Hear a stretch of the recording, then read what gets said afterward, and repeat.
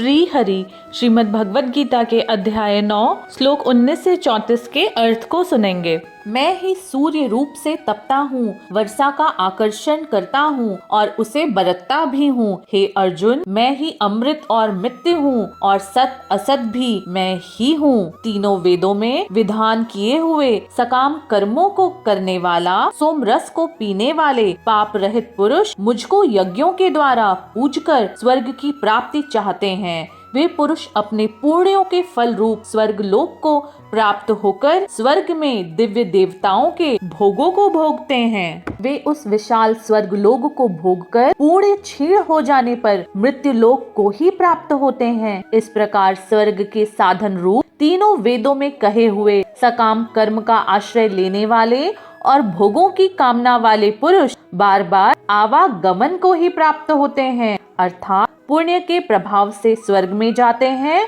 और पुण्य क्षीण होने पर पुनः मृत्यु लोक में आते हैं। जो अनन्य प्रेमी भक्तजन मुझ परमेश्वर को निरंतर चिंतन करते हुए निष्काम भाव से भजते हैं, उन नित्य निरंतर मेरा चिंतन करने वाले पुरुषों का योगक्षेम मैं स्वयं प्राप्त कर देता हूँ।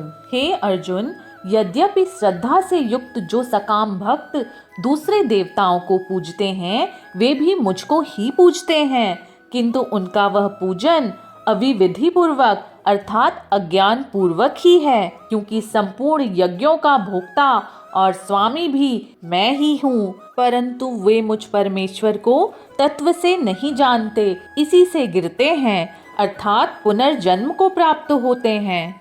देवताओं को पूजने वाले देवताओं को प्राप्त होते हैं, पितरों को पूजने वाले पितरों को प्राप्त होते हैं, एवं भूतों को पूजने वाले भूतों को ही प्राप्त होते हैं, और मेरा पूजन करने वाले भक्त मुझको ही प्राप्त होते हैं। इसीलिए मेरे भक्तों का पुनर्जन्म नहीं होता। जो कोई भक्त मेरे लिए प्रेम से पत्र, पुष्प, फल, जल आदि अर्पण करता है, उस शुद्ध बुद्धि निष्काम प्रेमी भक्त का प्रेम पूर्वक किया गया अर्पण पुष्प आदि पत्र सहित सगल रूप से प्रकट होकर मैं प्रीति सहित खाता हूँ।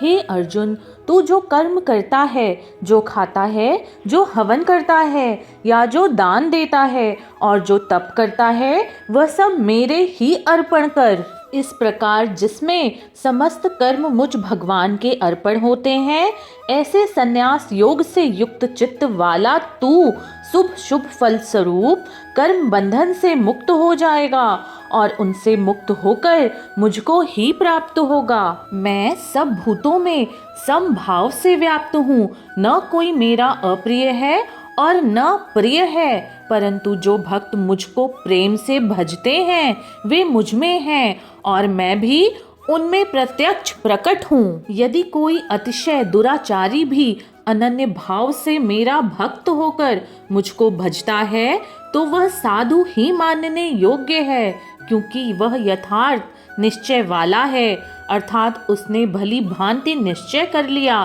कि परमेश्वर के भजन के समान अन्य कुछ भी नहीं है। परमात्मा का निष्काम भक्त शीघ्र ही धर्मात्मा हो जाता है और सदा रहने वाली परम शांति को प्राप्त होता है।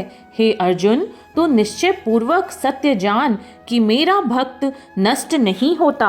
हे अर्जुन, स्त्री, वैश्य, शूद्र तथा पाप योनि, चांडाल आदि जो कोई भी हो, वे भी मेरे शरण होकर परम गति को ही प्राप्त होते हैं। फिर इसमें कहना ही क्या है, जो पुण्यशील ब्राह्मण तथा राजसी भक्त जन मेरी शरण होकर परम गति को प्राप्त होते हैं। इसीलिए तू सुख रहित और क्षण भंगुर इस मनुष्य शरीर को प्राप्त होकर निरंतर मेरा ही भजन कर।